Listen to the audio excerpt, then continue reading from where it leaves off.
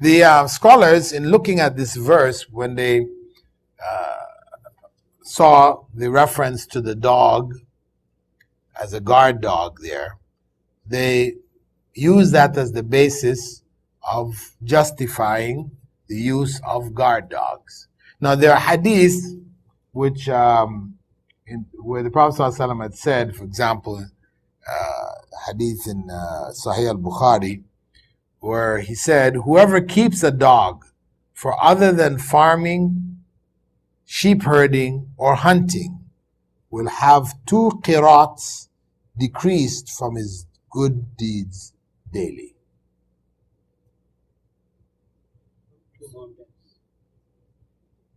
Yeah. Whoever keeps a dog for other than farming, sheep herding, or hunting will have 2 qirats decreased from his good deeds daily. So on the basis of that, Muslims, didn't keep dogs as pets. It's in Sahih Bukhari, yes. So it's also found in Sahih Muslim. But as they point out here,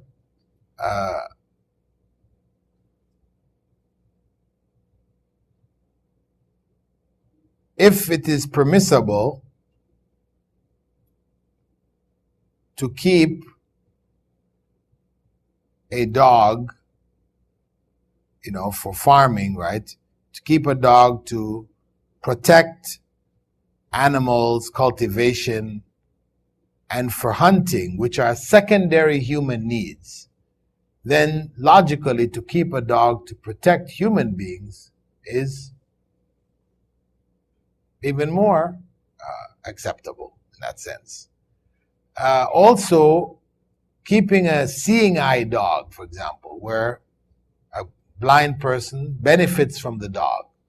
Keeping a dog to sniff out and expose drugs, or to find explosives, etc.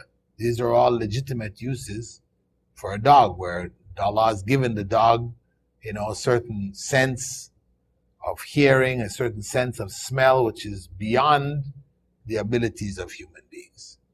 So using them, they also use them to sniff out human beings in when they have earthquakes and all that. They're able to smell bodies that are trapped in buildings.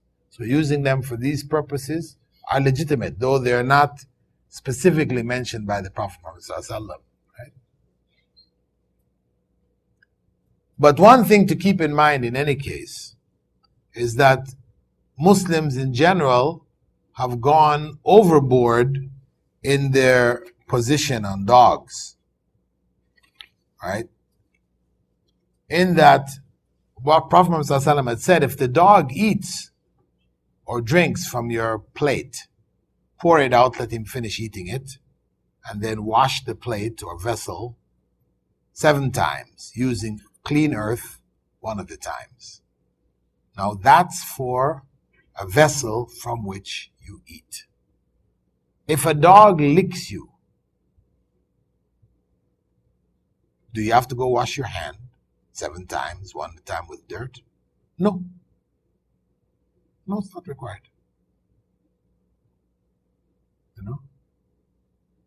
If a dog touches you, is your wudu broken? No. A lot of Muslims, they're thinking this is, so non-Muslims really have a good time with Muslims, right?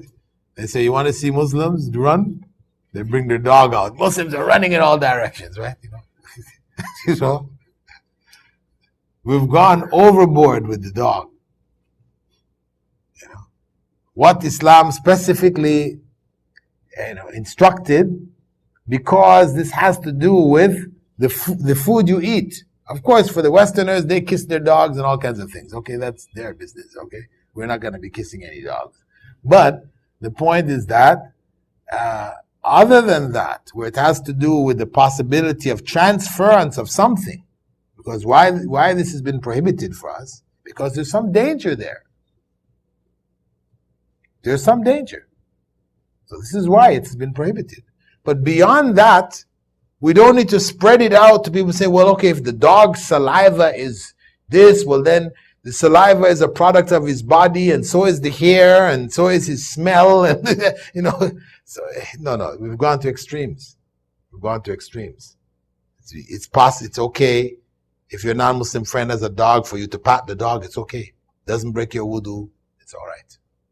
People have just gone to extremes.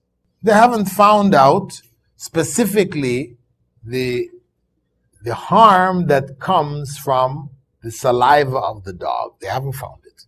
Why? Because they're not researching it. Because the dog, as they say, is man's best friend. When man was a caveman, there was a dog in there with him. Right? He's man's best friend. The first animal that befriended him. That means this is their way of thinking. So they will put clothing on a dog, give him, winter clothes and stuff like this. They sleep with their dogs. How many pictures you see them kissing the dog, mouth on mouth? This is their culture. So the idea that there's actually danger in the saliva of dogs, we're the ones, we Muslims, should have done the research and brought this thing out. But they determine where do you go and do research, what direction you go in. We're just caught up in their systems. But really, if we were on the ball, we would do that research and bring out the secret. Because for sure, there is something. The Prophet ﷺ didn't say that about cats. He didn't say it about cats. Cats are okay. Not that you should go kiss cats either. But I'm saying they're okay. Right? In general, they're okay. They're allowed. If they lick out of your thing, it doesn't say you have to wash it and all these kind of things. It's just the dog. So for sure, there's something. And for us, we believe there's something. Whether we are able to determine, we don't have to wait for 50 years from now when finally research comes out and says, oh, in the dog. We can say, oh, from 1,500 years ago, we knew it. Right? We don't have to wait for that. There's so many other evidences. All the other things are there. So we don't have to wait for each and every one.